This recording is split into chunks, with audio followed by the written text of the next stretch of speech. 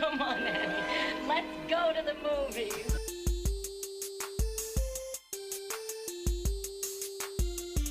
This is the Cinereelists, episode 674. My name is Kyle. My name is James. And my name is Zach. And we're here to talk movies, movie lists, and movie obsession for the next hour or so. How you guys doing? Doing good? Good. I did some flea marketing this weekend. Okay.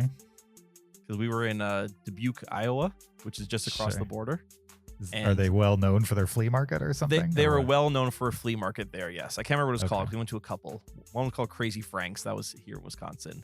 There's another one in Dubuque. And I really wish I was a collector of old beer signs and porcelain dolls, because I would be in heaven.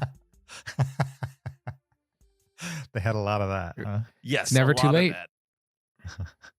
Never too late. I know. It's hard finding like movie stuff at these flea markets. I went to a garage sale this weekend and I did get a porcelain doll. Is it like one of those precious moments? I doubt it. No, a garage sale was like closing and my daughter was like looking at this doll and the lady's like, "Oh, just take it." And so she gave it to her for free. Oh. But it is like one of those porcelain dolls. It's like on a stand, you just look at it. You don't like play with it or anything. So hopefully we're not going to keep it. Yeah, we're not going to keep it long. Okay. What does that mean? It's going to disappear at some point? It'll move on. I don't know what that means. No, it means it's very pass ominous. it on to another family. We'll pass it on to another family. All right. In a week or two, she'll kind of forget about it. She'll just put it somewhere in her room. At that point, Zach will take it and he'll move on. No, we discuss everything. Nothing just disappears. Okay. We're going to be like, hey, let's give this to someone else. What do you say? Sure. Oh, we used to disappear things. Now he's old enough. We'll be like, which one you want to keep, what not. But we disappeared toys in the past. I became an expert at taking apart his toys and cutting the speaker wire in them and then putting them back together. So that they could no longer make sound? So they no longer make sound. And he'd be like, the sound doesn't work. Like, oh, that's too bad, buddy. These toys, sometimes they break over time. And he's like, it would still flash and make lights, but the sound was gone. So I never did that, but I did bury toys that I didn't like, that annoyed me. Okay. Like, my son had like a couple toy chests and stuff like that, and I would just make sure it's at the bottom. That so way you just wouldn't play with it. It almost never came out. Yeah, it was great. That's funny. Easy solution. Every now and then, it would still come out. We mostly just don't have toys that annoy us. Oh, sure. The toys that I took apart, we never bought them. They were gifted to us. Like the worst offender was this jet, and it was like a 747. And it had lights in the wings, and like it would go around the ground, and the front wheel would spin, so it would like bounce around. But then the sounds it made were like fighter jet sounds and explosions. Sure. So yeah, of course. So like this jet's flying around making explosion sounds, and it was incredibly loud. One of my aunts bought it for Galen when he was a baby, and he loved this thing because it was noisy and had lights and everything, and moved, and we couldn't stand it. So that was one of the first ones where I took to the basement, took it apart, and then just cut that speaker wire, put it back together. Does Galen know you did this? I think I told him. I don't know if I told him to that one specifically, but I have told him that, yes, I used to take apart his toys. And so when he's 20 them. and talking to his therapist and he discovers this video, he's not going to be traumatized by it. No, I don't think okay, so. All right. Just making sure. Galen will be cutting a cord of his own at that point. So Sure. Yes, exactly. I will be cut off. Well, I just watched Adolescence. Have you guys heard about that on Netflix? It's definitely on my list to watch. Okay. I've heard interesting things about it. It's a true oneer, right? I assume they're true. If they're not true, they're amazingly stitched. I would say. that is what it's billed at, is a 100% true oneer, nothing faked. Sure. There is a shot in it that I don't know how they did it at all. And it's somebody who goes through an open window, and then the camera simultaneously goes with them through a window that's closed, which doesn't make any sense. Because if you're like handing off to the guy on the other side of the window, like there was a window there. You could clearly see the windows closed. So I'm guessing they put the window in with CG. That's what I'm wondering. Yeah, the one. Yeah. But that it's makes sense. So well done. I mean, I literally rewound it and watched it again because I was like, how did they do that? The CG in it is flawless. Other than the camera going through the window, there's no way I'd ever guess that window was CG. But the basics of the story is like, you know, a young man who kills somebody. I heard it's not a whodunit, it's a why'd he do it. Right. Exactly. Yeah. And the only thing I didn't like about it, because the acting is amazing and the production is like perfect, is that they mention in it. And I feel like of all the people to not give that guy any credit for anything ever vocally, it's him. Like, just don't say his name out loud. Like that's what will kill is just people stop talking about him. But do they mention him in a positive way, or like, yep, they're one of these heads or whatever they're called? In fact, I'm going to beep every time we say his name in this episode because I don't. From what I understand, he's very popular amongst high schoolers. Like he's very much, Yep. Or at least was. I mean, he got popular because he tells frustrated men what they want to hear. And I think young men, it's also attractive to them too. And it's not reality. You know what I mean? It's just, anyway, I don't like the guy, and I didn't like that they mentioned his name in it. I wish they had made up a name, or I don't know. It just bothered me when all of a sudden that was on my screen. Yeah. I already had the subtitles turned on because I can't understand British people when they speak sometimes. So. Oh, is it British? Yes. Okay. It's set in the UK. But really good acting. If you like Stephen Graham, this is like the second thing he's done that was in real time. The other one was that cooking show, Boiling Point. Oh, Boiling Point. Yeah. Which was a movie that was turned into a TV show. And I haven't seen the TV show yet, but interesting. I think that one's also oneers for each episode. So I got to check that out. But yeah, good show. It'll make you scared for the youth. That's for sure. Oh, I have enough to be scared about already right now. I don't need more fear and anxiety in my life.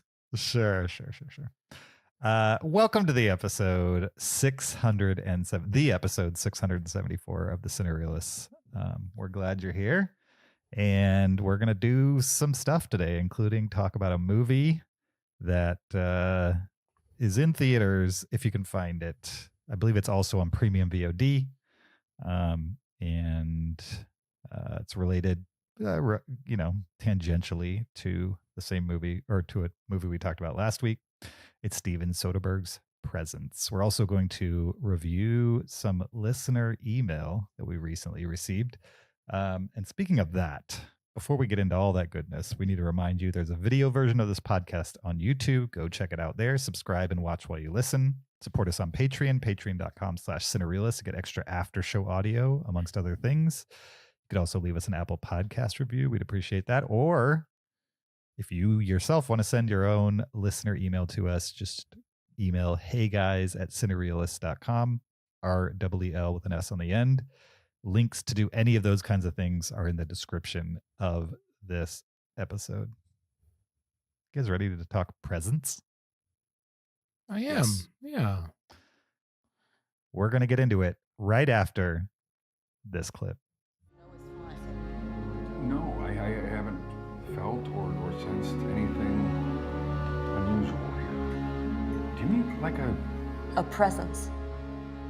No. Have you? Yes. Can you elaborate? I'm not sure I want to. Okay, maybe you and me can talk later. At first I just sensed it, and then things moved. Moved? Yes. What things? A lot of things. I saw it. You saw it? You saw things move? I saw the aftermath. And there's a feeling I get, and sometimes it's really, really strong. What feeling? Agoraphobia. I don't think I know that word. What does that mean? It's the fear of being forgotten or ignored, and I can feel it. It's here. That was Presence, a 2025 American supernatural thriller drama directed by Steven Soderbergh and written by David Koepp. The movie stars Lucy Liu, Chris Sullivan, and Kalina Liang, I believe is how you say her name, amongst other people. The official IMDb plot synopsis for Presence is: a family becomes convinced they are not alone after moving into their new home in the suburbs. That is not as much of a plot description as it is just a setting. And I don't know, maybe a small hint as to what might be in this movie. I guess if you knew it was doesn't it all set the vibe? Right. No, not at for all. Sure. So last week we talked Steven Soderbergh's other movie that's in theaters now, Black Bag. So we figured we'd follow it up with his other most recent film, Presence.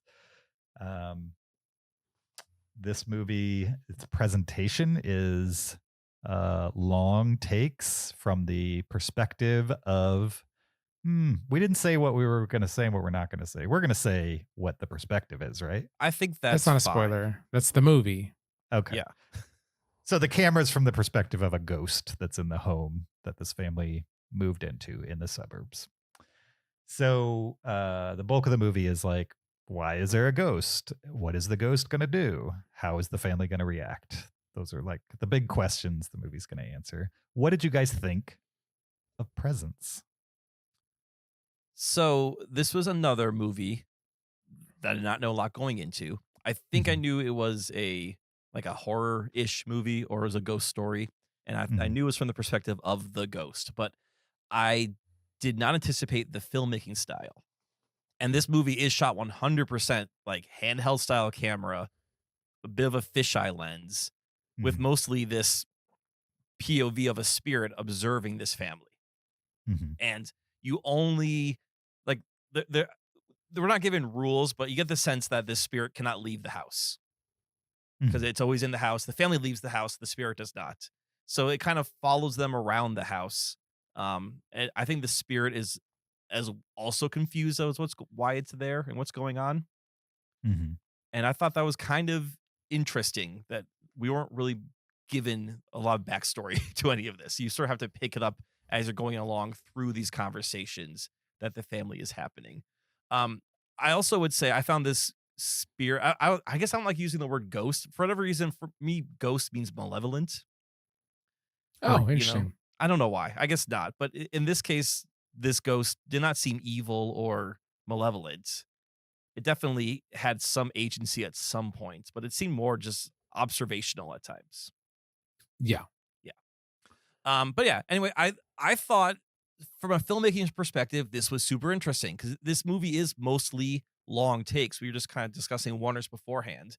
I read that this movie, which is 85 minutes long, has 33 cuts in it, which is incredibly low number of cuts for a feature-length movie.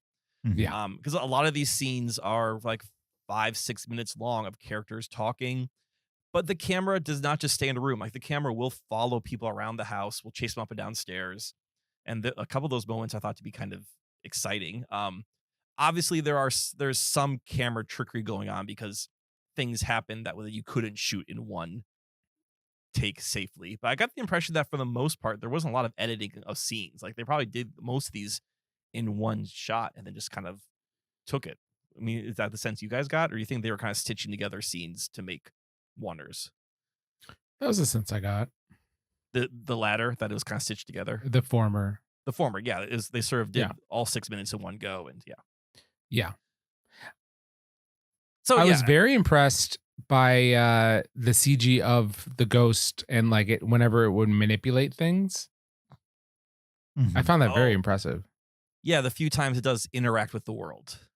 Yeah, sometimes it would like lift up a book or knock something over, or shake a table, and like every time I was like, that looks great. And it would be something where if you're watching a traditional movie, it would be really creepy to see on screen. Yeah. But since you kind of know, oh, this is a ghost and like this is how it can interact with the world, you kind of see, oh, this is how it's trying to communicate or it's trying to get their attention. So yeah, I would say those were the positive things I liked about this movie. I did have a couple problems with it. Okay. Number one, I found it rather long. Even though it's 85 minutes, it felt long at times because there's not a lot to the movie. And maybe that's because a lot of the story is like you have to sort of glean what's happening. Like there's no narrator. You're not seeing what these people are doing outside of the home. You don't know where they kind of came from.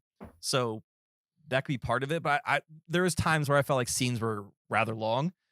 And I wondered if you could have told the same story in like 45 minutes versus 85 minutes. And there's also, we're not going to get into it. I guess there's kind of a twist or a reveal at the end. And that left me confused. And maybe we can talk a little bit about it just because I didn't know how much all these characters knew each other before this story happened. If we want to have any spoiler section, I would kind of want to discuss maybe the twist, but we don't have to per se. I was just a little confused by the backstory of everything and then how that played into the ending of the movie.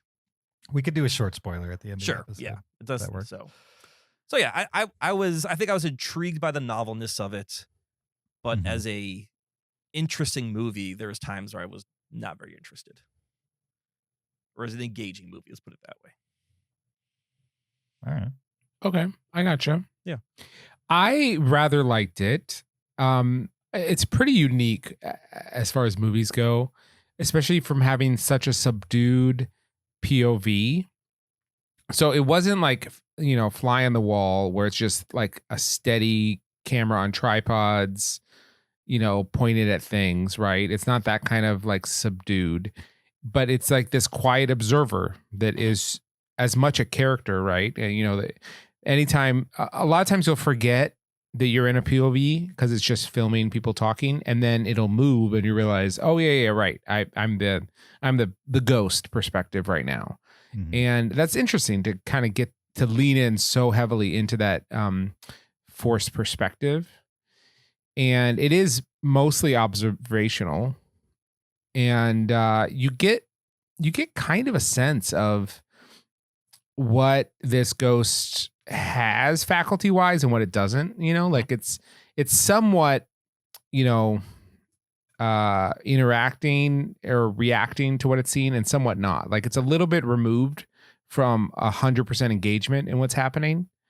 And it's, you get the sense that it's kind of got 1 foot in the door, 1 foot out the door, it's like a little passively watching most of the time. It's an interesting perspective to be a part of.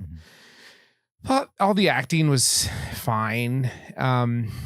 Nothing amazing, like maybe the 2 children felt just like a little bit too old for me to like really think of them as like high school kids, and the writing, especially was just a little bit not as like, it's not mumblecore, it feels very much like it was written and they're, I thought the acting was fine. Nothing was like, oh, this is a superstar that we're seeing on screen and I want to watch everything they're going to do in the future, which is fine. It's fun to see Lucy Liu in something like this. Yeah. And I thought the main like kind of climax of the film or like the main story arc, of where this film is going seemed a little contrived. Yes. In a way that wasn't necessarily interesting. And then ultimately how the movie resolved felt a little rushed to me. But I enjoyed what this movie was giving me. I thought it was unique and it did hold my interest. It wasn't boring to me. And I would recommend it. I'm very, very much glad I watched it. Yeah, I enjoyed it as well. I don't think it's a flawless movie for sure. I noticed that the acting from the father specifically really bothered me. I thought he was pretty, I don't know. was not good, I would say. And One-dimensional, maybe. Yeah. Lucy Liu was fine, but she was barely in it, I would say. Of all four of the characters, she was in it. She had the least to do. Yeah, for sure. The kids were passable. Again, I agree with you guys. It was like nothing special from an acting perspective.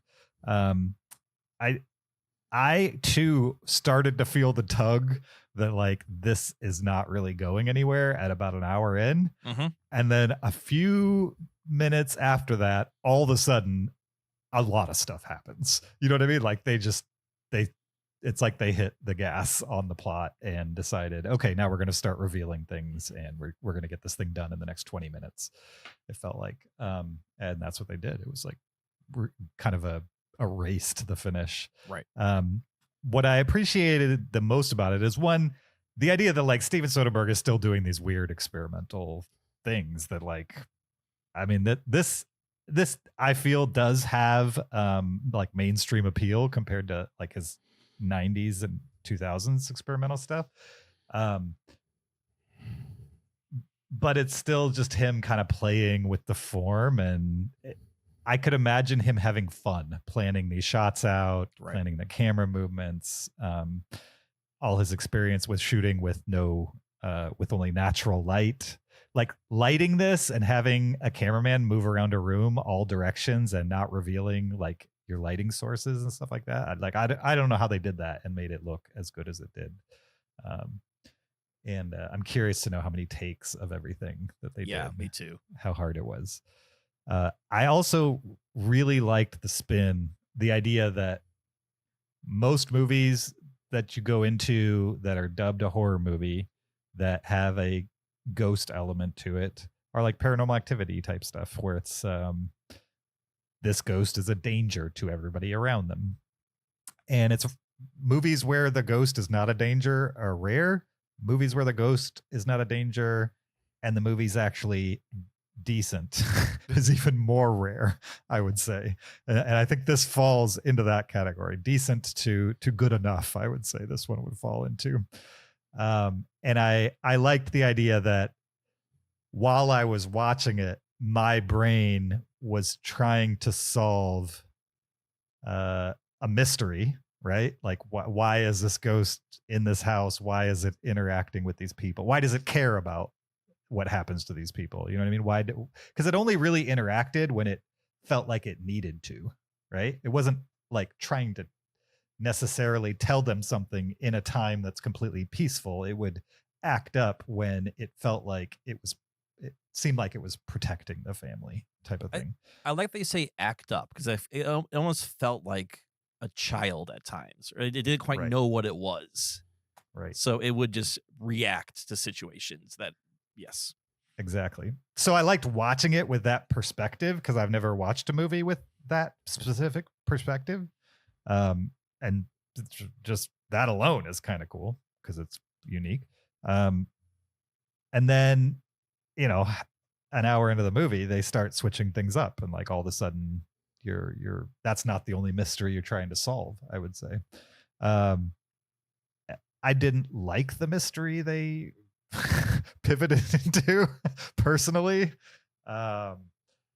But I understood it and it made sense for the budget of this movie. And, you know, all these, I kept waiting for it to break out of the house a little bit and then it never quite goes there, which makes sense. I read on Wikipedia, the budget on this was less than 2 million. And that clocks with what I saw. But long comment long, I would say the value of the movie is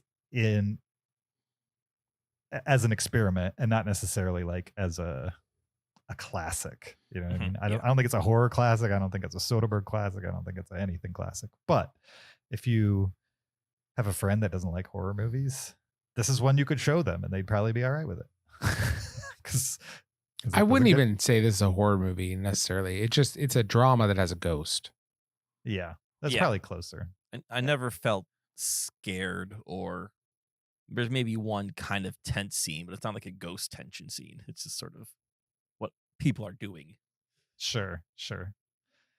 Yeah, I mean, you were never tense because of the ghost. Right. Or like what's going to pop out or whatever. Yeah. Yeah. That's another If thing I I could respected about the movie is they never teased the idea that like maybe this ghost was going to hurt them.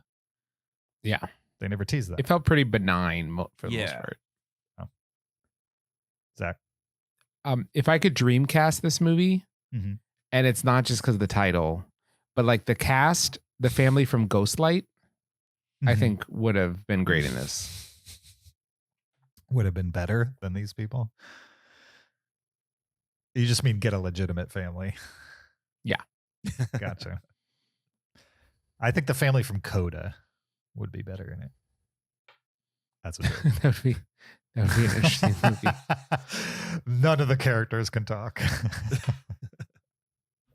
It's a very silent movie. Yes. All right, for sure. Yeah. Anything else with this? I mean, it's hard to. There's not a whole lot to it. No, there's not. It's very easy to watch. Yeah. Yeah, It's kind of. I don't know. Does anyone know why it's called Presents? I mean, I don't remember anyone getting a present the whole movie. Ha ha ha ha. Sure. I will say multiple times people said, "Oh, did you watch a movie?" I'm like, yeah, what'd you watch? Presents. They're like the gift. Like, no, like the something in the room with you. Presents. Sure. Yeah. And do they even spell it? That's how you spell presents, right? I always want to Yes. put a C in it right before. No, that's how you spell. There's a The presence presence of this movie, yes, is with a C. Presence. I always want to put a C before the S for some reason. Oh, you want to like make it fancy. I don't know. That's probably a misspelling. Présence. Yeah. Francophone it.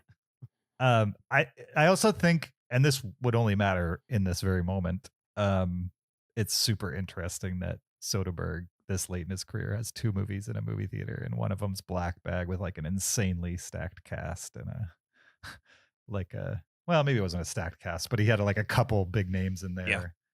It was a kind of a slick spy thriller, where they visited multiple countries and stuff like that. And then you also have this other $2 million oneer movie. It all takes place in one house with all but one relatively unknown actor. But like I see a lot of parallel in filmmaking between this movie and Black Bag. Obviously, Black Bag is more traditionally shot, but Mhm. like how much of Black Bag took place in a house that was lit by natural lighting, Sure. right? And didn't Black Bag have that the kind of that wonder at the beginning as they're walking through the club? Yeah. So yeah, it did. almost feels like, was this movie a dry run, or maybe not necessarily so, but did Soderbergh make this and then kind of what he learned, then spin it into Black Bag, Mm-hmm. a more traditional movie?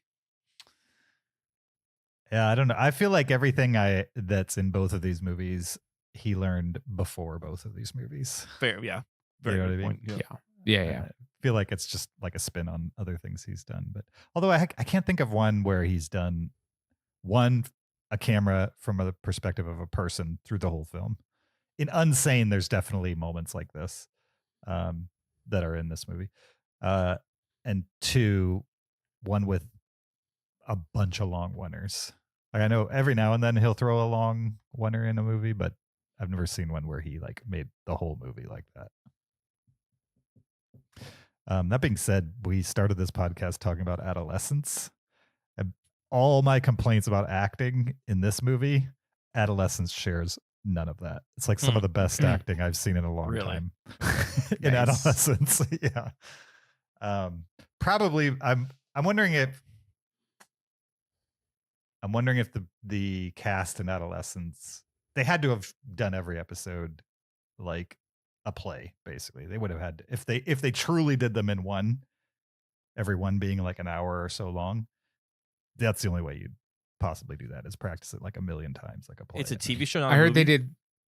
It's like a 4 miniseries. episodes. Oh, okay. I know that. It's a I TV show heard with they an did ending. They did 3 takes a day and would shoot for like 3 weeks or something like that.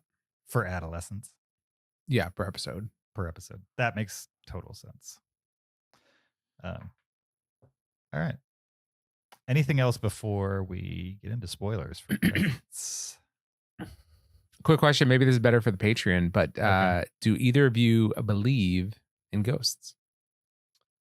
I think we should save that for the Patreon. All right. Let's do it. Patreon question. We'll And it'll save it. be no. Thanks for listening to Patreon. It's going to be a short one. Yeah. All right. Let's letterbox review this. Out of 5 stars, what are you guys going to give presents? I'm gonna give this 3 stars. I'm going to give I it gave- 3.5. I also gave it 3.5. 2 3.5s and a 3 for Steven Soderbergh's presents. All right, let's move on to listener email. We receive emails from listeners from time to time. Feel free to send us one. heyguys at cinereelists.com. Email address is in the description of this episode. And we read and discuss them. We've got a select stack from the last time, since the last time we did this, that we're going to read out, starting with Kyle. Me or the listener? Both. Ah, yes, correct. So yes, this is an email from listener Kyle. He says, "Whatever happened to the Forgotten Film series that you guys were doing? I went back and listened to all of them and enjoyed them. I can't remember what you left off on, but I'm sure James has all that info. So yeah, James, whatever happened?" I mean, we would fall back on the Forgotten Films series whenever we didn't have a major movie to talk about, basically. And we did that for a while. When did we start? The 80s, Zach? Is that when we started? I think you guys start with 1990. It was the 90s. And we went all the way through the 90s and mostly through the aughts. And then I think it got harder to do them because movies have to be forgotten because time has passed and people don't talk about them anymore. And by the time you get closer and closer to present day, the movies are less and less forgotten, I would say. And like our barometer for what's forgotten or not is already very nebulous and fluid. And so I think we slowed down on them just because it was like, are movies from 2009 truly forgotten? Yeah. Or are we just talking about movies that nobody cared about in the first place? You know what I mean? Great point. To me, those are different things. So that's what happened to it. Now we could always go back. We could do 2009. We could keep going. I'm interested to hear y'all's thoughts on that. We could also go back and start from 1980. Now I was the only one born in 1980. 89, maybe go backwards from 89. Oh yeah, we could go 89, 88, as far back as what makes sense. I think this is Forgotten my films opinion. of 1732. So the podcast started in 2014, correct? Was that the first? Yes. So I think we go as far as 2013. Because it couldn't possibly be forgotten in the podcast era. Exactly. Yep. Okay. And then once we hit 2013, then we go back to 89. And go backwards. Go backwards. But I can tell you, I mean, maybe for you it'd be a little different. I think for Zach and I, you get into like 84 and like we've just seen Ghostbusters, and I don't know how many like forgotten movies of 84 I've seen. Probably seen the big ones. You've seen the movies that weren't forgotten from Exactly. that time. Yeah. But I think it'd be fun to start in 89 and to see how far we get at least. I mean, I'm the same way, but by the time, like you mentioned 84, I was 7. I was not watching obscure movies, you know what I mean? Or adult movies. I was Right. 7. Yeah. So it's even some of the ones that people remember from that year. I didn't see that year. I saw it a few years after, if not many years after. Very true. Yep. So I've probably seen more 80s movies than you guys, but I probably didn't watch them when they were released. So I've seen 49 movies from 1989, sure. Okay. and I've seen 73 movies from 2009. How did you look that up? Letterboxd? Yeah. Okay. I'm now curious too to see those 2 years. What'd you do? Go to films? Go to films, then go to Films. Decade. What decade do you want to know? 80s? We'll do 2000s 2000s. Okay. and then 2009. So I have seen 51 movies from 2009. Oh, you just want 2009. I mean, I've seen 588 from the 2000s, but yeah. I saw 186 movies in 2009. Wait, you watched? I saw you watched, 186 2009 movies. Okay. Which is a lot. So I think I can make a list from 2009 of movies that like people don't talk about that I'm sure I enjoyed it on some level. That's not a forgotten Avatar. Avatar. I mean, Avatar Harry was forgotten. Potter. I look at 1989. I've seen 38.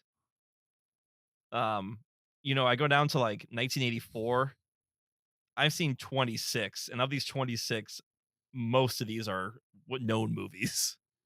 If I sort by popularity, and then here's the other challenge: is there's some pretty rare movies on my list. If I sort by popularity and then go to the bottom, Yeah, but also I don't remember any of these movies because I probably watched it in 2009, and that was how many years? 16 years ago. Right. Yeah. this is a great opportunity to watch some good movies. Sure. Do you guys have any movies on your watch list from 2009? I have. Oh, Zach, you know what movies from 2009 that's on both What? of our watch lists? What? Mr. Nobody. Oh, Oh. I'll watch Mr. Nobody. Didn't you already hate that seen it. movie? I hated it, but other people love it enough that I wouldn't mind watching it again. I have 19 movies on my watch list from 2009. I mean, should we? I think we should do 2009, guys. And also we have to watch Mr. Nobody. I mean, if you want, is that forgotten? Probably. I mean, it was never a mainstream movie. It was never remembered in the first place. Yep. Okay. I have 11 movies from 2009 in my, and the only one that people might recognize is probably Enter the Void. Okay. Oh, for that. Yeah. Yeah. I have 19 and I've never heard of any of these, at least in my memory. And so all of these would count as forgotten. Wait, you don't remember any of them because you haven't seen them, but you clearly know of them. Otherwise they wouldn't be in your watch list. No, I don't. What I'm saying is I don't know of these. So I added them to my watch list at some point, Gotcha. and I'd forgotten why. You have no idea why they're just in your watch list. Yes. All right. Like Well, it sounds like Zach's going to watch 10 new movies for our Forgotten Films 2009 episode. Sure. There's a Terry Gilliam movie on this list from 2009. I should watch that. Okay, now let's look at 1989. And let's see where we're at on that one. I have on watch list 7 films in my watch list. 9 for me. And in 0. And in my watched.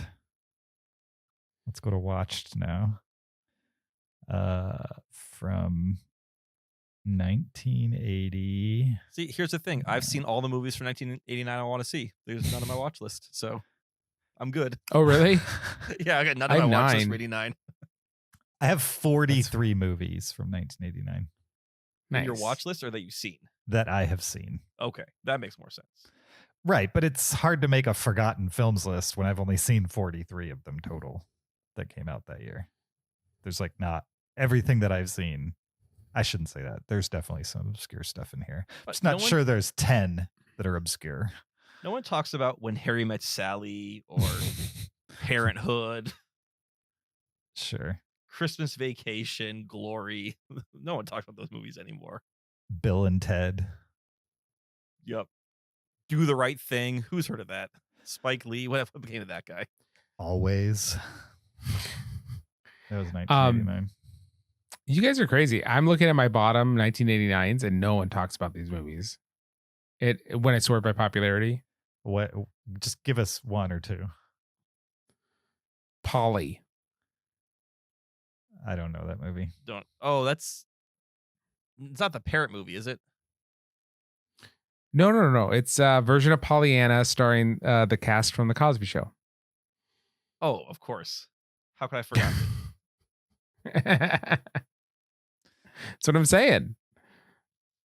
My bottom is Cutting Class Star Trek, The Final Frontier, which evidently is hated because it's super low. Wait, are you doing popularity or are you doing... I did site popularity. Okay. Karate Kid Part 3. People don't like that movie, evidently. James, I'm glad to hear you've also seen Cutting Class. You've seen it too? Yeah, I remember I watched it on late night TV back when I was a kid. Yep. I gave it 1.5. Yeah, 1 star. Yep. But it's a great movie for movie trivia when you need a Brad Pitt movie to pull out. That might be why I watched it. Because of Brad Pitt. Because it's probably a super early Brad Pitt movie. I watched it because I was 12 and it was on TV. Yeah. Okay. All right. So where have we landed? We're coming back with a top 10 forgotten films of 2009. Right. And we're going to go to 2013. And then we're going to go back to the 80s. Yeah. And go backwards. Okay. Even though it's going to get less and less good from a forgotten films perspective, the farther back we go, I would say. I mean, at some point we may need to retire it, but I think we still have a handful still in the bag. I mean, I'm pretty sure that's why we stopped doing it as of 2008, was like we were already feeling like this was getting, not forgotten, I would say. If we do one a year, though, right, then that gives us a little time. We just can't do like a whole series of it in a row. Oh, so we just need to drag this out so that we'll have seen more movies. Well, the 2008 one we did back in 2023. So it's already been 18 months since we have done one. Like we didn't do one at all 2024. Sure. Okay. We'll do one a year then. I mean, I think that's the way to go. Maybe we won't make that a hard rule, but yeah, it doesn't need to be a hard rule. Doing the 80s. Right. We'll see how it goes. All right. Sounds good. All right, well, Kyle, thank you for the email. Lots of discussion there. For sure. All right. I'll read our next email. All right. This is from Evelyn. This is my last 10 top 10. I'm trying new styles of movies. I score very harshly. Okay. So just know that going in. Number 10, Megalopolis. Don't even know what happened. Do you? I actually can't give a rating. Not sure if it's genius or rubbish. That's a great response to that movie. It's both. Number 9, Infested. I haven't heard of that movie. Mm-mm. Come on. Needed more commitment to scares and design. Maybe I'm just used to big spiders here in Queensland. Half a star. The Gorge, number 8. I just thought it was dumb. Half a star. Not gonna argue with that. Yeah. Number 7, A Different Man. It just did not capture me. Maybe it was trying to push itself too hard. Half a star. Half a star is a harsh rating. That is, I hate this movie. Yeah. In my rating system. For her, it's didn't capture me. I confuse A Different Man between the Sebastian Stan movie and the Robbie Williams Monkey movie. Oh, those are very different movies for sure. Yeah, but they have similar titles. Which one's which? Oh, the other one's like A Better Man or something. A Better like Man. Okay. Yeah, So yeah. A Different Man's the Sebastian Stan one. I think A Different Man, I saw it. I thought it was good. The problem is I watched it after I watched Ghostlight, and they have similar like community theater conceits to them. And I loved Ghostlight so much that A Different Man is one of those movies that kind of makes you feel icky as you watch it, like Enemy or something like that. And so after the high of Ghostlight, it was hard for me to get into A Different Man. What's her next? Number 6, Janet Planet. On paper, it's everything I love, but I just couldn't feel it or get lost in it. 1 star. Wow. 5, Old Boy. I can see why this movie is critically acclaimed. It's a powerful film with its themes and questions. Not for the faint of heart. 2.5 stars. Which is a big jump from the 1 stars. Yeah, I would also say Old Boy is not for the faint of heart. Mm-hmm. It deals with some strong themes, I would say. I'm curious. I'm going to say show it to your kids. When they're of age. I'm curious which version of Old Boy. Yeah, she said critically acclaimed, so I'm assuming it's the I assume Korean it's one, but The Park Chan-wook. Chan-wook, yeah. number 4, The Substance. Overhype. Man, it was a bit of a letdown, almost perfectly executed all around. I particularly love the costume design. Looking out for Pierre Oliver Pearson, makeup artist before his time. 3 stars. Wait. Overhyped, but practically flawless. Is that what she said? I think she's Almost perfectly executed. perfectly executed. But how is that overhyped? That's like a good. Well, a good if it was movie, almost overhyped- perfect is good. Sure, but if people present it as perfect and it's not, then it's going to be overhyped. I guess. Man, this is a harsh judging. How many scale. stars did you give The Substance, James? 5. Well, that's a perfect movie. It is for what it wanted to be. It is a flawless movie, in my opinion. Almost perfect. Number 3, A Complete Unknown. Huge Dylan fan of this era. Have seen it. Have seen him 3 times. I have original vinyls, books, and DVDs. Chalamet exceeded my expectations. I have a few criticisms, but I give it 3.5 stars. I think Evelyn maybe just is very coveted with her 4 and 5 stars because that seems like a rave review. Compared to the other ones. Right. And that's 3.5. So like good for her. Yeah, you could put that review on the poster. Yeah. But I still have not watched A Complete Unknown. I am anxious to check it out. It sounds great. And I think I'm looking forward to it for sure. Number 2, The Alligator People. I have not seen this movie or heard of this No. movie. Sounds Instant amazing. DVD purchase and tea for my husband. Amazing, crazy plot and great ending. 4 stars. Does anyone know about the Alligator People? 1959. Really? Nerve-shattering terror from 1959. It's got a 2.8 on Letterboxd. The first review calls it classic 50s B movie along the lines of The Fly. Nice. Okay. It's an easy watch if you like big, ridiculous computers and ray beams. I do like big, ridiculous computers and ray beams. Sure. That's amazing. Okay, number 1, Lars and the Real Girl. I love a movie about acceptance and kindness. The world needs it. How can a film hit you so hard emotionally that it causes you to be like the film's characters? A beautiful film on every level. 5 stars. Oh, I thought that's a 3-star review. 5 stars. Very cool. I liked Lars and the Real Girl. Those are the kind of movies that Ryan Gosling just doesn't make anymore. But he used to. He used to make kind of like small indie drama, quirky stuff. I've never seen that movie. It's good. Did it come out in 2009? 2007. 2007. Oh, well, the boat has sailed on that one then. Also not forgotten. I really hope you are all well. Peace. Thank you, Ellen. Thank you. Thank you. We have another email here. This one is from Stan. Stan writes, "Hey guys, did you see the new feature available on Letterboxd on every list? It shows some stats for that specific list, like number of countries, directors, hours, and so on. Pretty cool, right? Question mark. Can you please go to your top 100 lists and see what themes, nano genres you have in common and the ones that are different from each other? Cheers, Stan from Romania." So we've been given a task here. Go to our top 600 list at this point, and there's To our top supposedly 600. stats. Okay. Where Yeah, are so- these stats? So, Oh, there it is. on I the see it. right-hand side, there should be a stats button. I found it.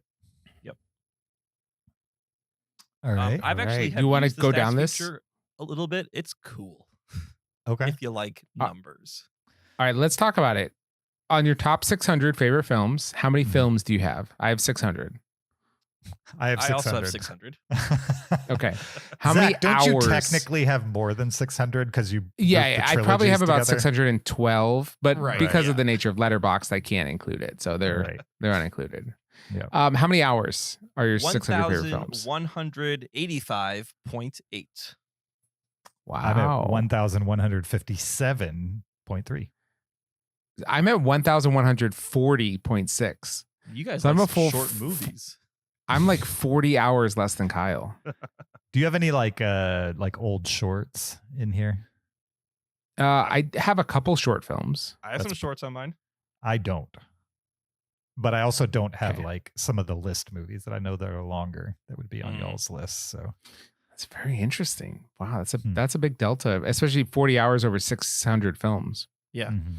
How many directors do you guys have? 426. 445. I have 462. Oh, Zach, Wow. impressive in your diversity. Yeah, diverse director movies on my list. How many Sure. countries are represented? 45. 44. Oh, you. Whatever. 48. 48. Wow, James, branch out a little bit, won't you? I know, right? Come on, James. Languages? 23. 23. 25. Of course. Thought we had a bingo. Yeah, that would be nice. That is so. I do think it's interesting. I don't think most people have made their top 600 favorite films ranked lists. Mhm. Had they, I don't think most people would have 23 languages represented and 45 country, all that kind of stuff. So I'm Probably impressed not, by you no. guys. Yeah. Not bad. Thank you, was Zach. okay. I'm also impressed with what you. was your biggest year? My best year was 2014. 2012. I'm Oh, talking what best were year we or saying? biggest year? The Top year.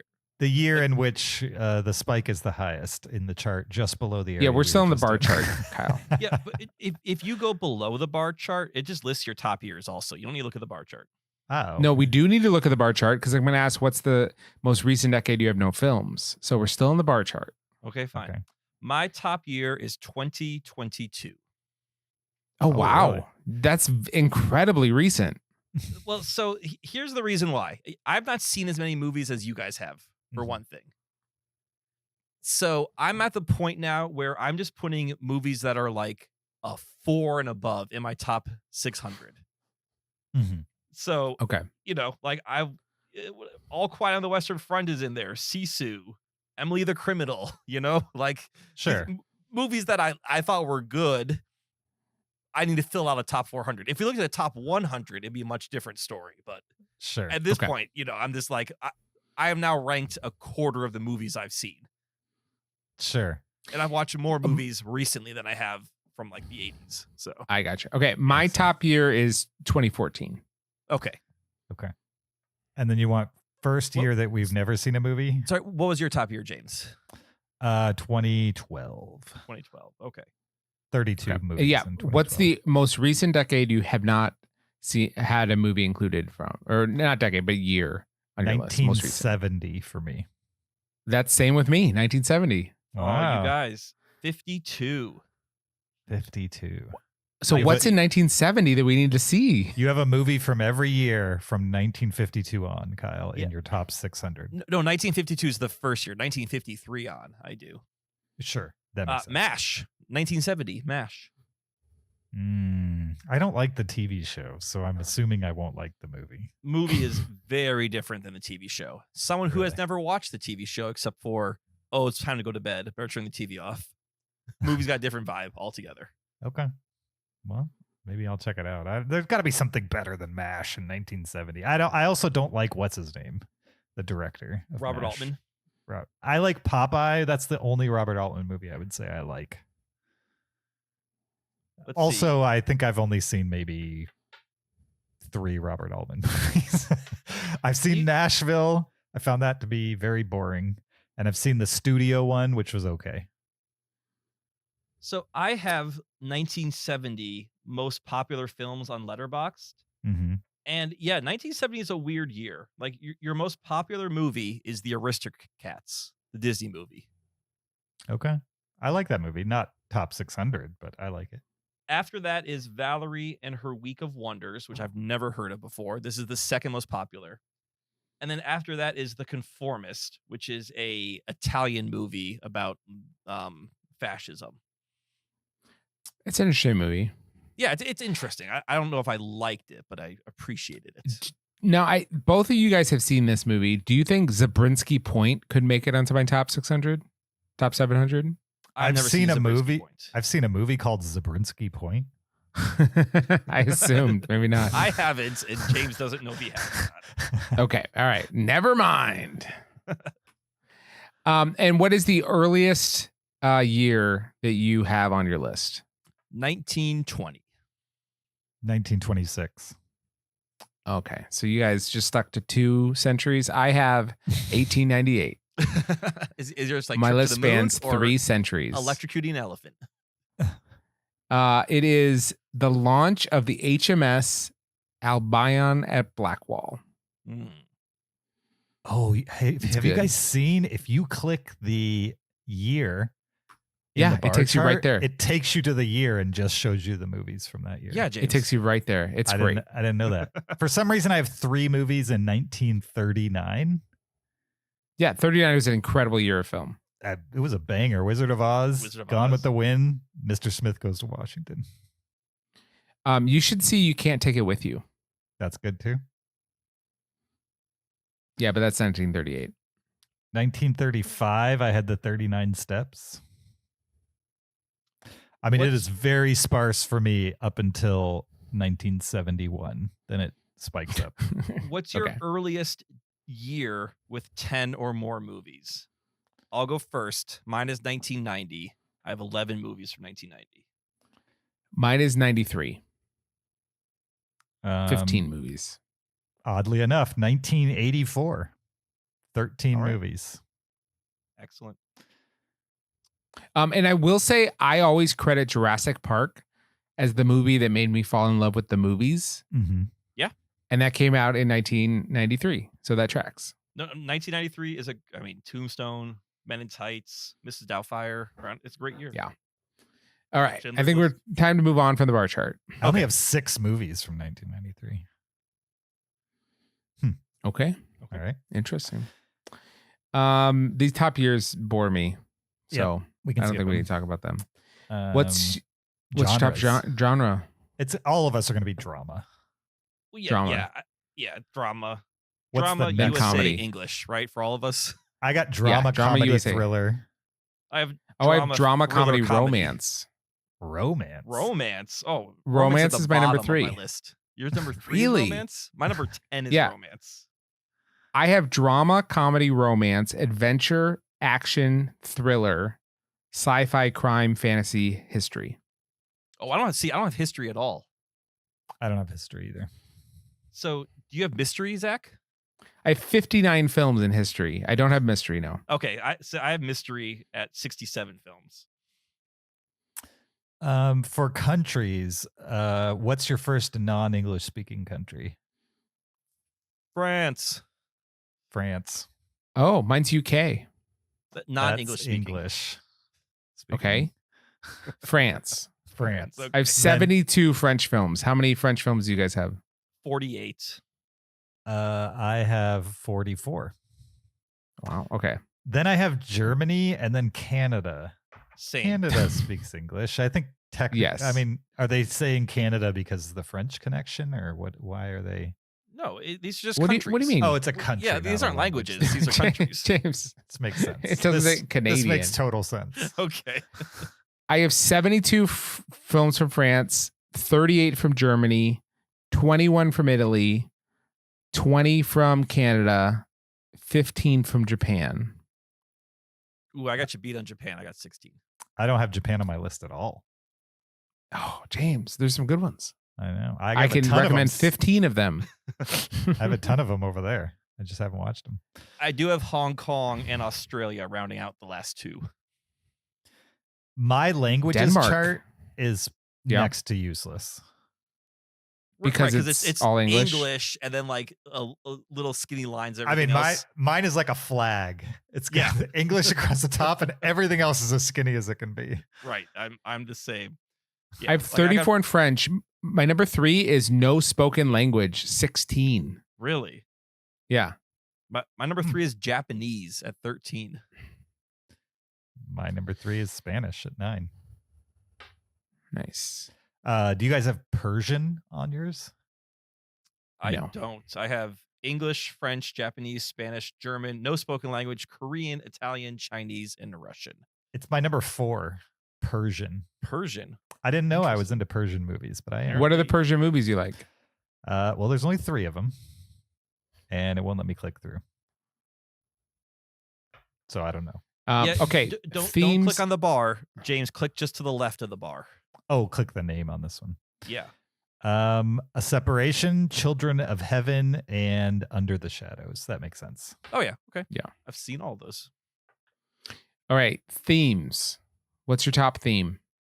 I mean, this is not going to be surprising because it's like a top 600 crude humor and satire. That's what mine is too. Right. Yeah. My number 1 is crude humor and satire. Crude humor and How many satire. films are in that category? 76. 77. I beat him. What about you, Zach? What's your top? That's that's crude humor and satire is my number 3 with 65 films. Okay. Okay. My number 1, and may not come as a surprise, Humanity and the World Around Us. 95 films. That really, that kind of just boils our 3 personalities down into one thing. Humanity and the World Around Us. Yeah. My number 3 is Humanity and the World Around Us. My So number we 2 is flipped them. Humanity and the World Around Us. Yeah. Nice. Evidently we So all my number, yeah, go ahead. What's we your number dance 2, around Zach? it. Moving relationship stories. That's my number 2. That's like my number 6. I got Then- Epic Heroes for number 3. Okay. Oh, that's my number 9. That's my number 6. I have in my number 4 gags, jokes, and slapstick humor. Also my number Yeah, 4. me too. I got 56. Me too. All number Then 4. it's We're all number surreal and 4? thought-provoking visions of life. That's a Nope, don't have that at all. What about my number 7? Intense violence and sexual transgression. No. I do not have that, James. I do. After finish your top 100, I'm not surprised. My number 9 This is amazing. is actually I like my number 9 and my number 10. My number 9 is monsters, aliens, sci-fi, and the apocalypse. That's my number 10. And my number 10 is powerful stories of heartbreak and suffering. Wow. That's my number 7. That's your number 7. Okay. Yeah. All right. I have Nano genres. superheroes in action-packed battles with villains, which Yeah, seems a that's like- little I don't have that. specific. That's my number 6. Yeah. That's not on mine. Okay. You guys have kids in animation on yours? No. Yeah, that's my number Okay. 8. Yeah. I figured Zach would have kids in animation. Also number 8 for me. I have a lot about All right. crude humor and jokes, and the other ones are like superheroes and like death, basically. Okay, nano Nice. genres. My top nano genre is historical storytelling vision. I think we're all gonna have very different nano genres because these are so finite or it's Could just be. so zeroed in. James, what's your top nano genre? Intense storytelling, compelling. Oh, that's my number 2. My Okay. number That's my number 1 is- 6. My number 1 is blood, action-packed, brutal. That's not on my list. Okay. I mean, My number My number 3 2, Oh, go Oh, ahead. yeah. Yeah. What's my number 2 is Weird Dream Journey. Not on my list at all. I'll just jump to my number 4. Confusing, thought-provoking, revelation. I don't have that. Wait, I do. That's my number 3. Okay. I feel like there's a game here where we could go to each other's lists, go into the nano genre, and then see how many movies they could list out of that nano genre. Oh, wow. Yeah, for sure. From their top Yeah. 600. You know what I mean? That'd It would be- only be the that'd top be hard. 600. Yeah. Well, Yeah. if you have 35 to pick from and you have maybe like a minute to see how many you can name. Yeah. You know what I mean? True. Yeah. Yep. I will say all of my nano genres are things like brutal, guns, I know. Mine cool, are, violence, gripping, gangster, ruthless. yeah. I do not want this to show up if I ever get accused of murder. I Yeah, do no, not no. want them to look at this list because it looks like I am very into those kinds of movies based on these nano genres. Guys, if I get I arrested, have please scrub my letterbox account, okay? mine are like moving, profound, extreme. Feelings, desire, profound, and powerful child sympathy. I'm sure there's nothing else on that list. Mine are I like do have bloody, dark, intense, gory, brutal, extreme, blood, action-packed, brutal, disturbing, madness, vision. what's in disturbing madness vision? Like Yeah. Pie? I have 25 movies in that category. That's amazing. Requiem, The Pianist, Dark Knight, Fight Club, Apocalypse Now, Shining, the usual suspects. I think my favorite one is Killing Intense Sympathy. Yeah, And what's that's the a sympathy dichotomy. part? I mean, that could be Schindler's List, or that could be Once Upon a Time in Hollywood. All right. Crazy. Anything All right, in let's between. let's look at the breakdown. Yeah, okay, go ahead. What percentage of the movies on your top 600 have you watched? All of them. 100. Mhm. Yeah, me too. Also rated 100%. Yeah, also rated 100. Me too. Is there anything else on here interesting? I think I have liked. owned, not owned. I have owned, not owned. I do too. What about liked? I have liked 58.8. They give it the hearts to 58.8% of my top 600. 39.2 I'm- for me. 24.5. Okay, so I just love my top 600 more than you guys do. I own 39% of mine. I own 26%. I own 59%. Okay. Nice. The last one I want to know is what percentage of your top 600 have you rewatched? I don't mark 21 rewatches very often. 21.5%. That you've rewatched. Mm-hmm. Okay. I've rewatched 32.5%. Yeah, mine's at 5%, but I don't really mark rewatches. Yeah, then that's totally fine. Why don't you mark rewatched? I don't know. I don't think about it. I usually use Letterboxd to rate movies, not to like keep a diary. Sure. If that makes sense. But it'll help you to know the last time you watched a movie if you just mark it whenever you rewatch it. You don't even have to rate it. You just say, hey, I watched it. No, it would help me to know the last time I watched a movie, but I don't know if that is a thing that I care about. Okay. When the last time I watched a movie was. Fair enough. Okay, of your ratings, how many films did you give 5 stars? 77. 120. Nice. 98. What about 4.5 stars? 142. 209. 226. Oh. What about 4 stars? This is a big jump for me. 307. 265. 235. Yeah, so that's where we guys split on that one. 3.5 stars? I only have 3 movies at 3.5, and I have nothing below that. Nice. I have 68 at 3.5, and I have 6 at 3. So there are Nice. 6 3-star movies that I find to be 6 whatever top 600 worthy. That's great. I'm That's great. curious to know what those are. But Zach, what do you have? 41 3.5 star movies. What I like that for my 5 stars, I have 98 films. I wonder how many of those 98 are in my top 100. Oh, you can do that.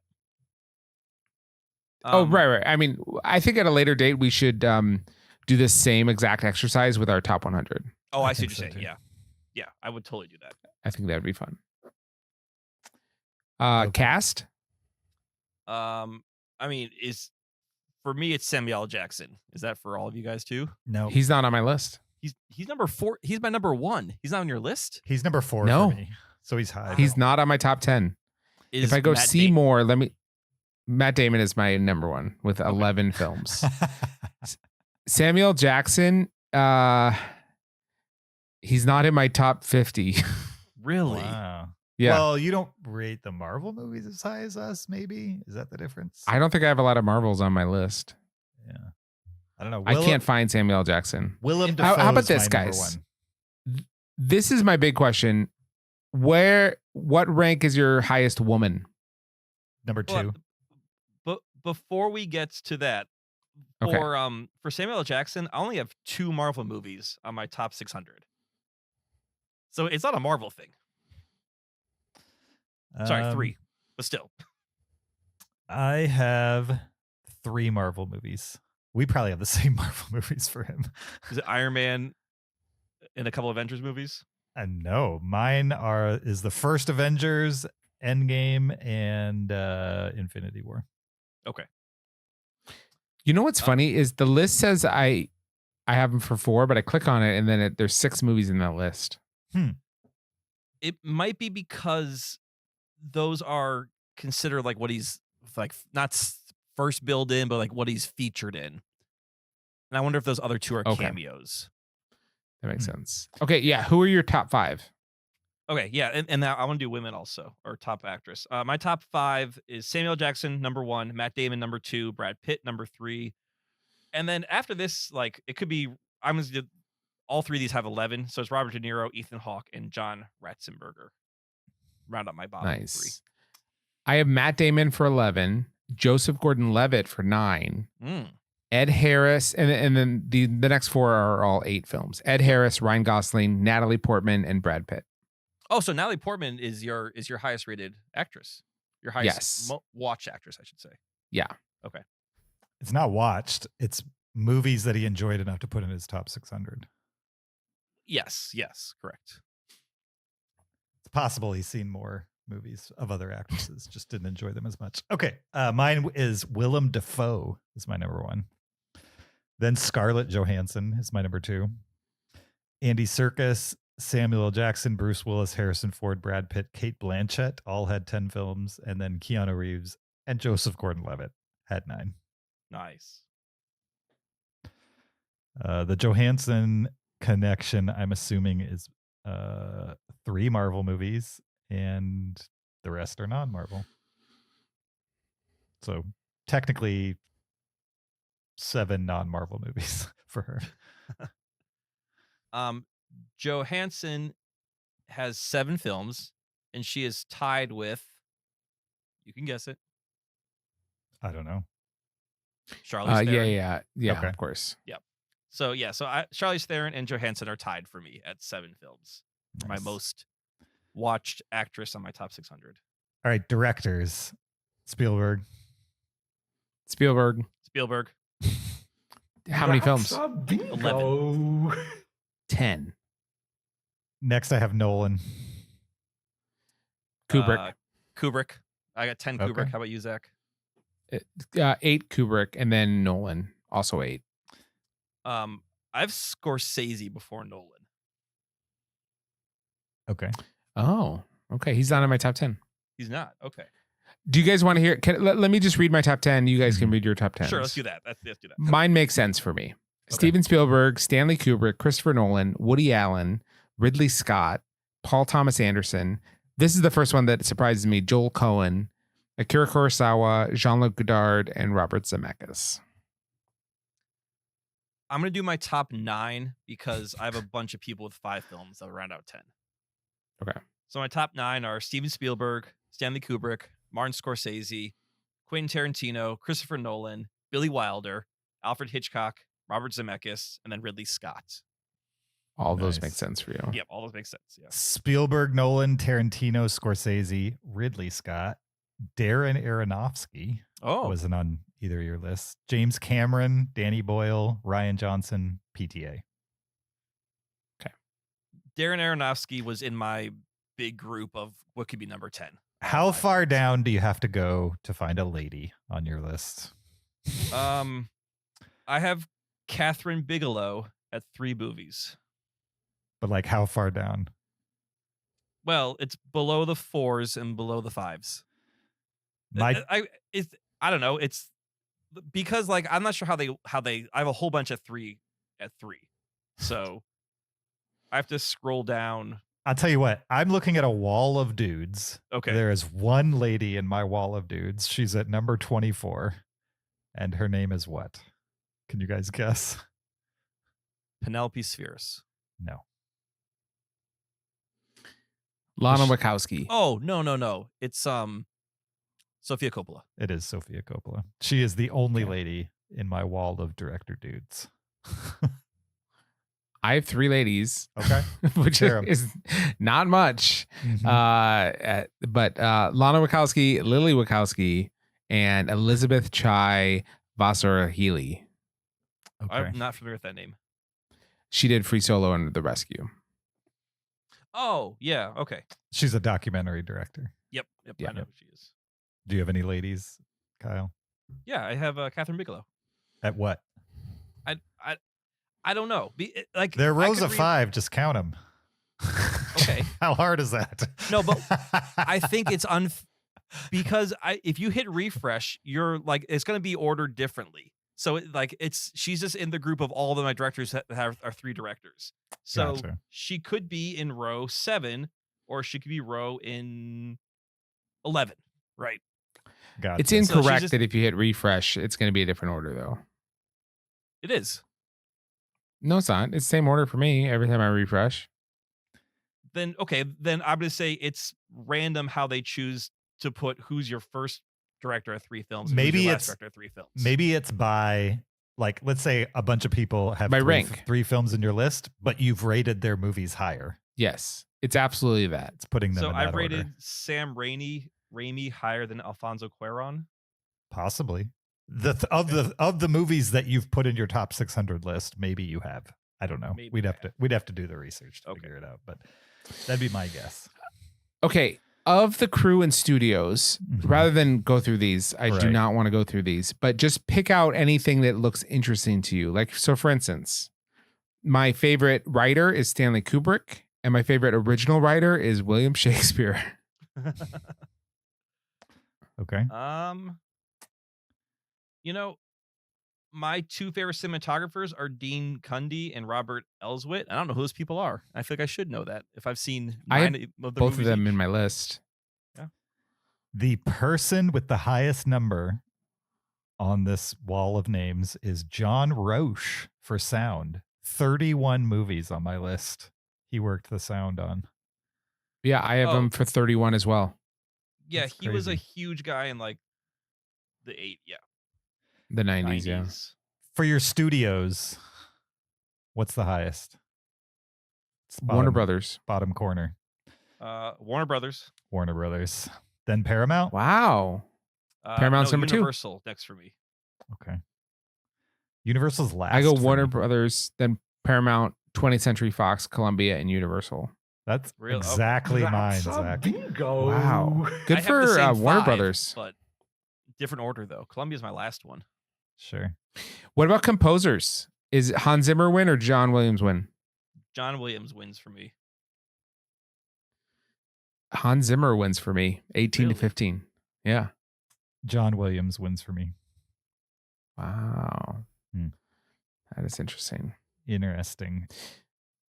I think that's it. That is most films. What about highest rated for cast and crew? Anything interesting there? Wait, is this the section with just the posters below that? No. This is still crew and studios, but you have 2 different ways you could view it. Oh, my lowest is TSG Entertainment. Wait, Whatever what are we that looking is. at? Okay, so It's- for we're cast and crew and Yeah, cast studios, and crew. Yeah, highest instead rated, of clicking on most films, click on highest rated. There's Yeah, I've done 2 options at the top. Oh, okay, highest rated. What is your highest rated studio? Orion Nova Productions. Yeah, mine too, because they may have one movie, 12 Angry Men. Yep. Oh, mine is Shichiko that made Harakiri. Okay. That's not very useful, but No. according to highs and lows, what's your most obscure movie? My most obscure movie. I don't want to reveal because it's going to be my Crime Films 2009. Okay. No, My go ahead. my most obscure movie has been watched 147 times on Letterboxd. And it's called Shall We Kiss from 2000. Oh yes, I know you've sent us that. My most obscure movies from 1986. Both of you guys have seen it because you had to. It's Brat the Brat Patrol.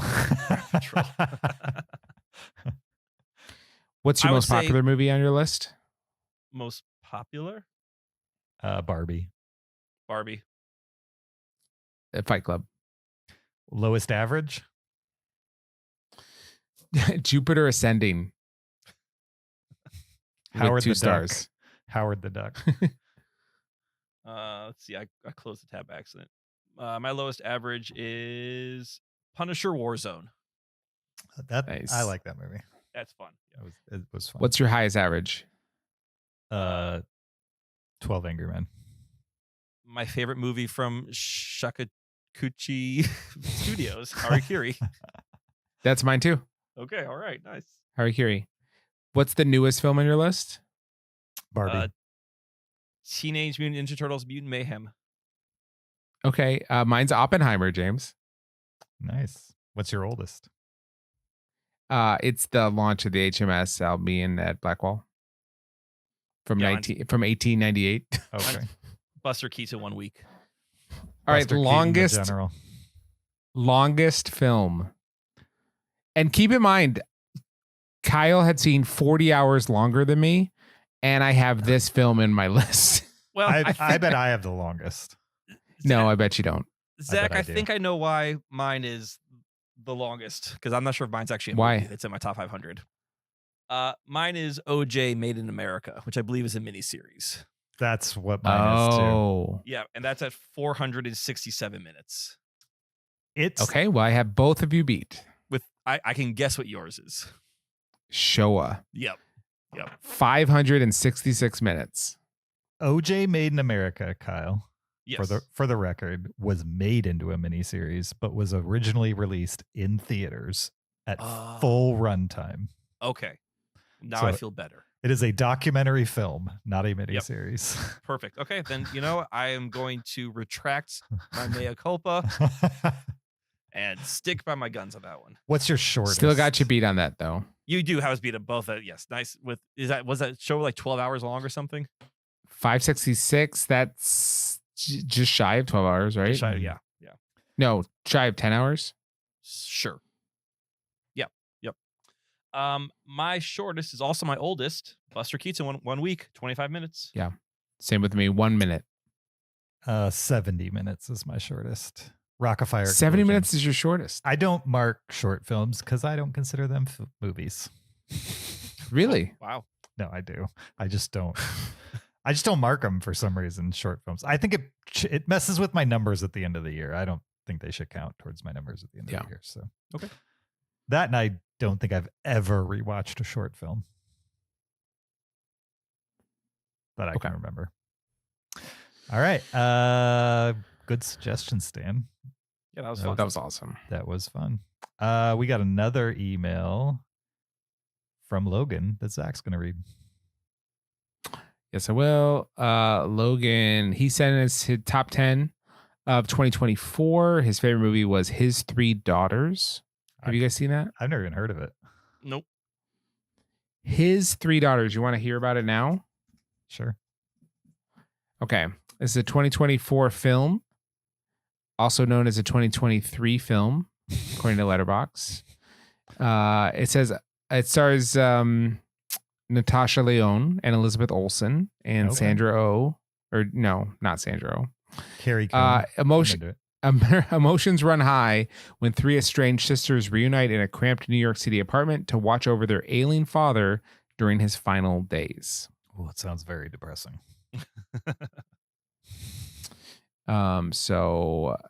I can't believe you guys haven't seen that. He also includes his top 2 movies I watched with a member of the Cinereelists podcast in 2024. And that is Following and Bike Riders.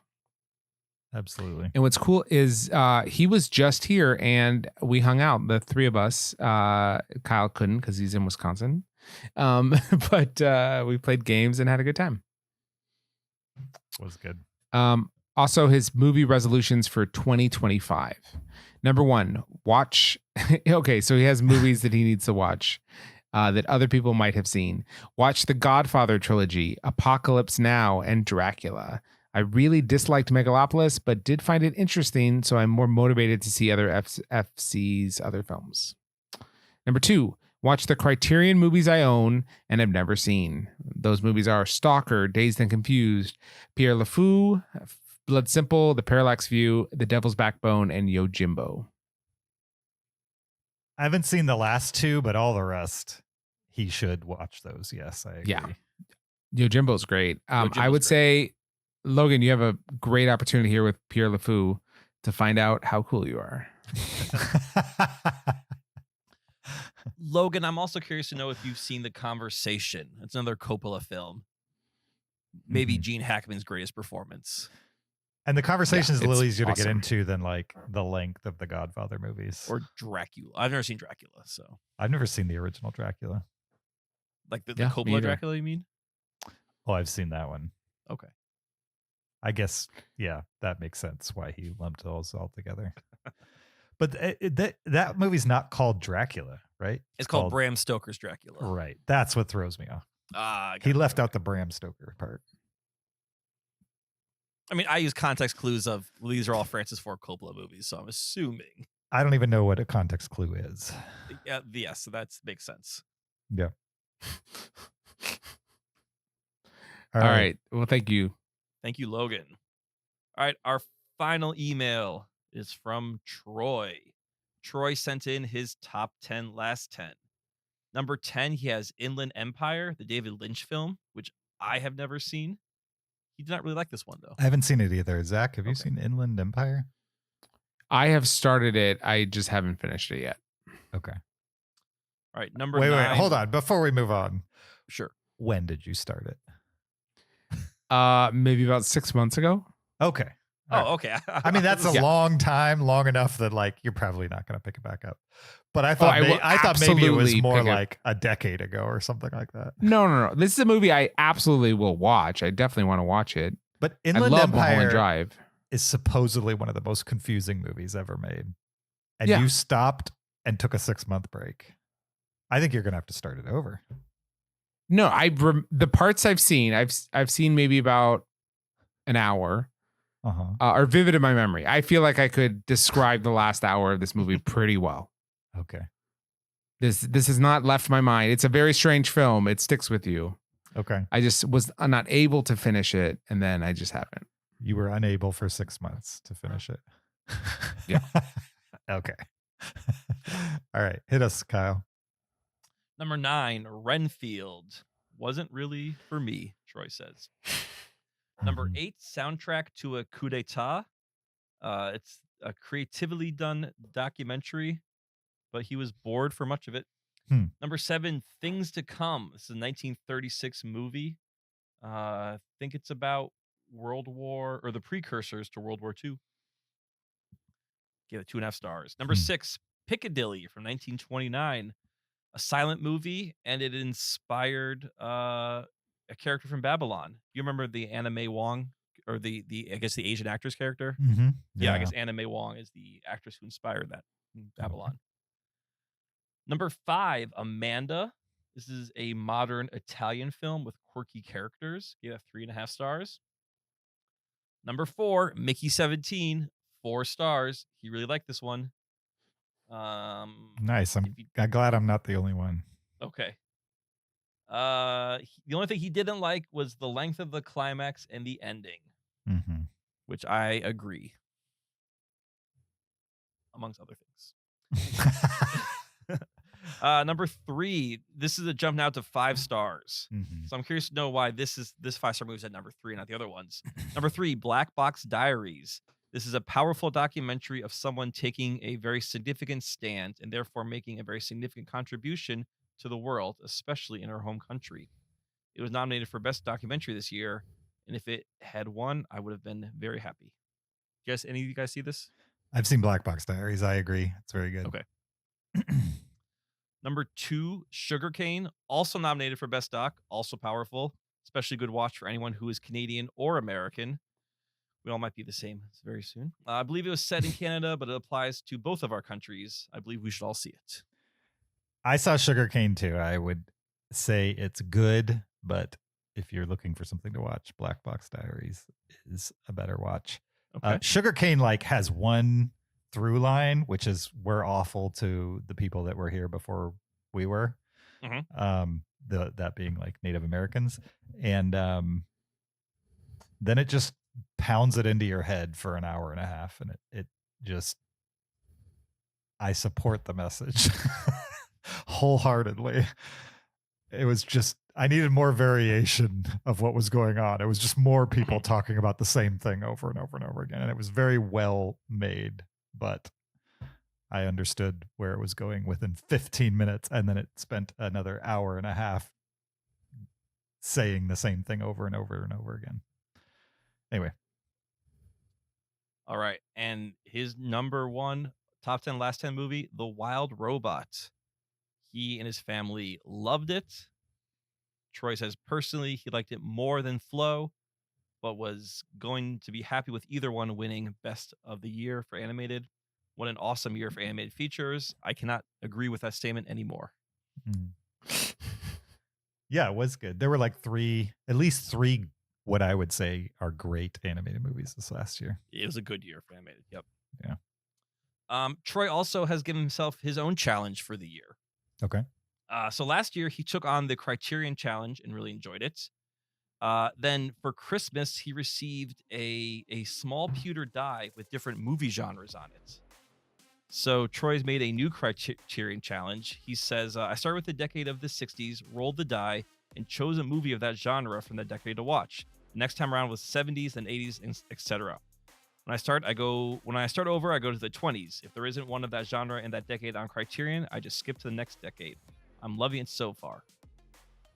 Nice. So he's jumping into the Criterion. That's actually kind of a cool way to get through a list, is like give yourself a little game to play. Sure. I just decided I'm going to go in alphabetical order.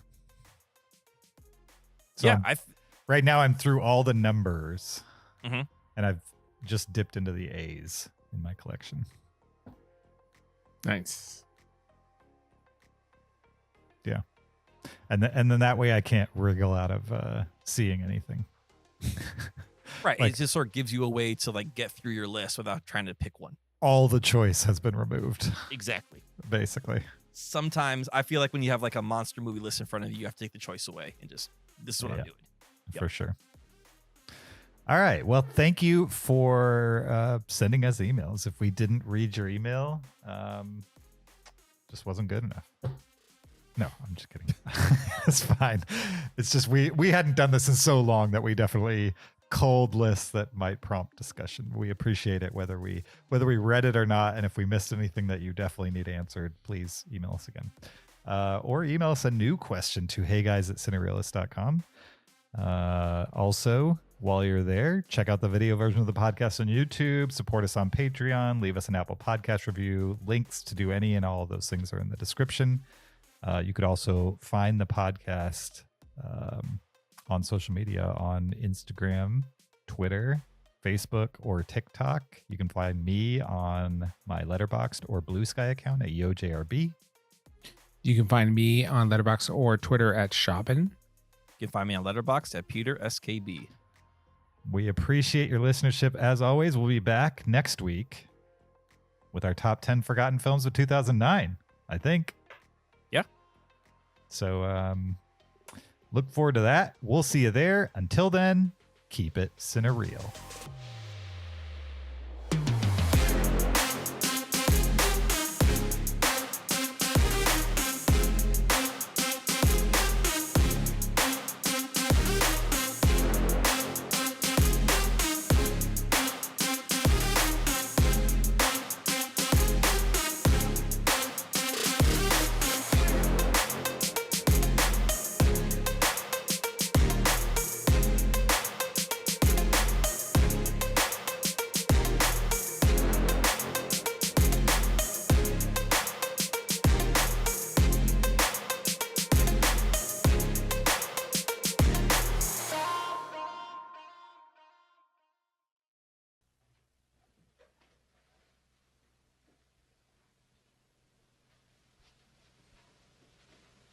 You're still here?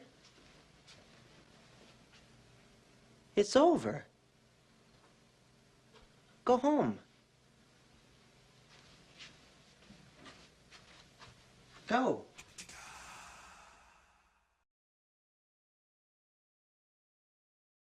This is spoilers for Presents. If you have not seen the movie and you want to stay spoiler free, you should pause it right now and come back to this. If you have seen the movie or you don't care about spoilers, then listen on. Kyle, why don't you spoil the ending of Presents? Sure. So quick setup. The older daughter, we learned that her best friend died. And these are high school age girls. And they never really explain how she died. They just kind of say she just stopped breathing. They just found her dead. I think she overdosed. Oh, yeah. Oh, maybe on fentanyl or something. Mm-hmm. Yeah. And then throughout this movie, she starts kind of hanging out with her brother's best friend, is probably the best way to put it, who is a pretty creepy guy, you realize, because he starts doing things like he starts talking the talk, but he's not walking the walk, if we put it that way. Okay. Well, his whole like you're in control. Anything you want to do, we'll do. I'm like, okay, only abusers talk like that. Right. The reveal is that this kid is a murderer and he poisoned the best friend. Sounds like he poisoned another girl. And then he was doing the same thing to our main character until the ghost intervened to save her life. Mm-hmm. I got the impression at the beginning of this movie, so this family's moving into this house. And I thought they're moving into like a completely new school district because the Lucy Liu was like, oh, and this is in the so-and-so school district, correct? Because they wanted their son to go to like this school to be a good swimmer or something. So I kind of get the impression that like they were somewhere new in town. Yet this guy who kind of shows up, he's like, oh, do you know that girl? Do you know her? Blah, blah, blah, blah. And then we find out later that he was the one who killed her. I was like, wait, so do these people know each other outside of this movie? Or I was confused by how everyone knew each other. Because I got the impression that this family was new to town. Mm-hmm. But no, they were not new to town because she was very aware of this district.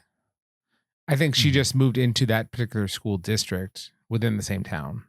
Okay, so like they just moved like a neighborhood over, maybe? Yeah, something like that.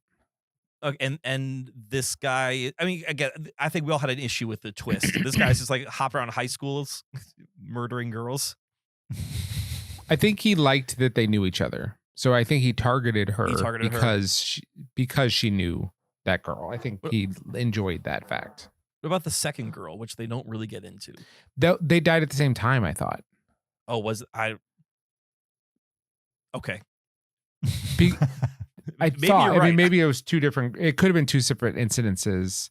The dad had said something about like he was talking to his son. He's like, he knew the other one too a little bit or something like that. So maybe they were separate incidences. Okay.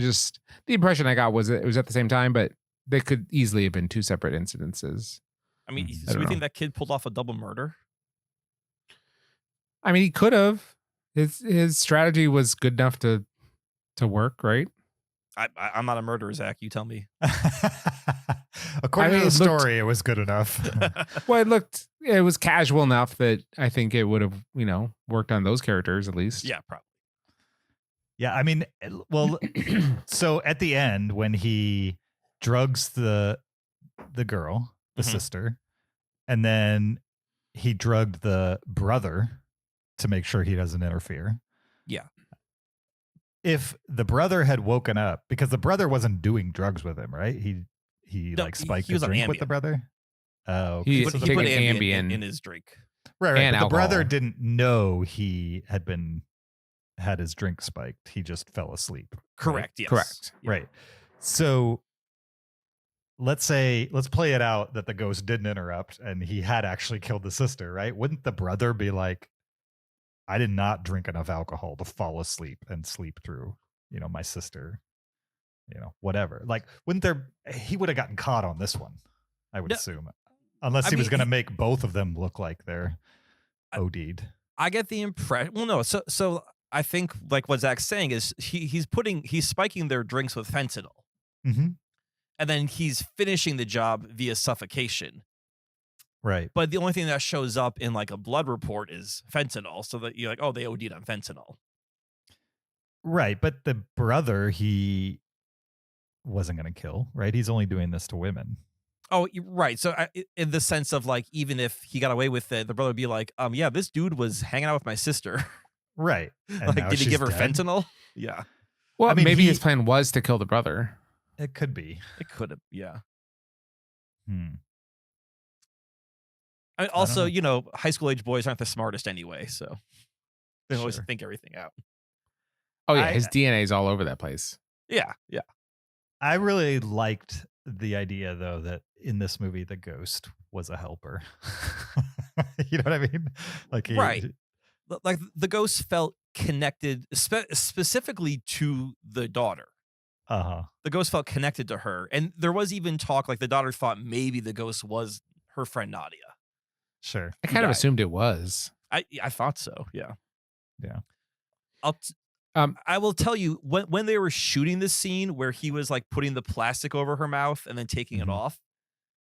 That's all done in a wonder. I was very concerned for the actress. Like, did she have some like way to be like, I really can't breathe right now? Like, how?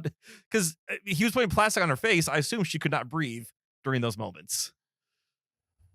I mean, I'm sure there was a safe word or a hand signal or something I hope so. that would I get her out hope of so. That was also a very long scene though, too, because like I think it started with them downstairs. He's spiking. He falls asleep. Like I can also feel the pressure if you're the actress. You're like, I can't say no because that's like 15 minutes we have to reshoot here. Yeah. Can I ask specifically when the ghost went back down to the brother and the brother was like, you know, asleep or useless or whatever. Yeah. Did the Mhm. ghost possess him? Was the brother possessed when he ran up to No. stop the? He was not. I I got don't- the impression he went into his ear and that's why he ran up. Because I don't feel like the brother on his own would have instantly recognized what was happening enough to push a guy out of a window. I got the sense it was the ghost possessing him. And then now that he has a body, immediately running up, knowing exactly what to do. Hmm. I don't think the brother pushed out the window on purpose. I think he just saw his friend attacking his sister and tackled him, and there happened to be a window there. That's how I saw it as well. That's how Wikipedia's plot description Yeah. puts it. Basically, there's nothing about possessing, but I could see that. Right. at the I same don't think you're time. wrong per se, Zach. Does the brother say anything? Because I feel like if it was possessed, it wouldn't say anything. Doesn't the brother say like "get off my sister" or something along those lines? Yeah. I felt more like it tickled his brain enough to wake him up enough to. Yeah, it sort of used its like Right. Fuss Road power. Skyrim. It's just the brother immediately ran up and like sussed the situation in like a second. Sure. Yeah, I don't know. But It's a good question, though. If you've seen the movie and you have an opinion on it, hit us up, heyguys at Cinereelists.com. I'm curious. Let's talk about the reflection in the mirror at the very end. at the very end. Sure. That didn't make a whole lot of sense to me because earlier they established that like a presence could be there Mhm. and it wouldn't reflect in the mirror. So why does it reflect the brother if he's dead and now haunting the house? I don't know if he was haunting the house. Like when the medium came, Mm-hmm. she sort of said like, "Oh, old mirrors they're better quality and they have stories." She kind of talked like old mirrors have this sort of spiritual power to them. Mm-hmm. So I think the brother was maybe able to show himself via the mirror, like that was a portal to the spirit world. Why But it why applies did- to him and not to the ghost, I Right. can't explain. I don't know. Yeah, I can't explain it either. Yeah. It didn't bother me enough to ruin the movie for me. I was just felt like a cheap way to make one last attempt at a scare.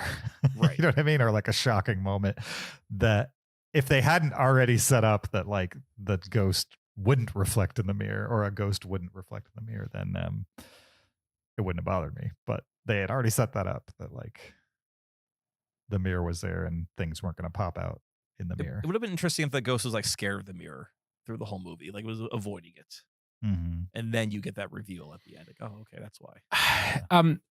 So I was reading a little bit online, Yeah. and there seems to be kind of a consensus that the movie talks about like timeline for spirits doesn't necessarily match the timeline of our world. Right. The media And do you kind of remember- says a similar thing. Do you remember Lucy Liu, after she sees the brother in the mirror, says you saved her? And so the discussion online is very much that the presence, the ghost, the entire time was the brother that went kind of back in time and was in the house after he had died. Oh, so it wasn't the girl who died. Right. It wasn't the girl who died. It was the brother. He was the ghost the whole time. That's why the mother shouted, "You saved her." I assumed this house was the house that the other girl died in. No, I never got that. I made that assumption. No, because the sister was friends with her. She would have known it was the same house, and she would never have moved into her dead friend's That makes total house. sense. Yeah. Yeah. But I assumed that the ghost was that girl. I made the same assumption, but I think the theory that the ghost was the brother who was kind of, right, like you said, experiencing time differently. That makes a lot of sense. I really liked at the end how like the camera went out the door finally and then ascended. That was a really cool shot. Yeah. What do you think? Just a handoff to a guy on a jib? No, I think it was a camera on a drone that they were carrying in the house. And then they let the drone take off once they got outside. Exactly. It's pretty flawless, the transition. Yeah, no, But after having watched some of the behind the scenes for 1917, have you guys watched those videos of like the guy running in the battlefield? It's pretty amazing. Yeah. They do cool handoffs. Yeah, for sure. One other nitpick I had, it's implied that Lucy Liu's character is breaking laws. It is? Oh yeah. Yeah, the husband is like calling a lawyer friend and be like, "Hey, what if I got a divorce, or how culpable am I in this?" Or that's true. And it doesn't go anywhere. And I don't know if it's just trying to like make their marriage more strained for whatever reason. But like there's this whole side story that she's doing something illegal in the business world. Right. And because she even says to like her son, like, if you do wrong things for the right reason, it's okay. Sure. And nothing comes of that for me. There was a strange discussion where she's like, she's going on a conference and he's like, "Hey, is this person going to be there? This guy?" And she's like, "Yeah." And he's like, "Oh, interesting. Okay." Why was that brought up? What did that have to do with it? I got the impression that that's the guy that she is in business with doing illegal things.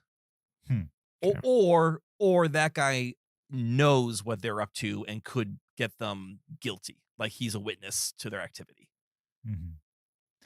But it doesn't go anywhere. And it doesn't seem to matter at all to the story. Yeah, I don't think it does matter at all to the story, other than to create some tension between the parents. Although even that doesn't go anywhere. Like you could have had the parents be perfectly happy and it would have been the same movie. But I mean, you already had the tension that like Lucy Liu seemed to very much prefer the son, because he was driven and wanted to do things with his life, where the daughter was kind of listless. And I mean, I think that was enough tension right there to have the two parents parenting differently because their kids have different personalities. Yeah, same. All right. Anything else with presence that we definitely need to talk about? Spoilers. Nope. All right. Thanks for listening, guys. We'll see you guys next time. Until then, goodbye.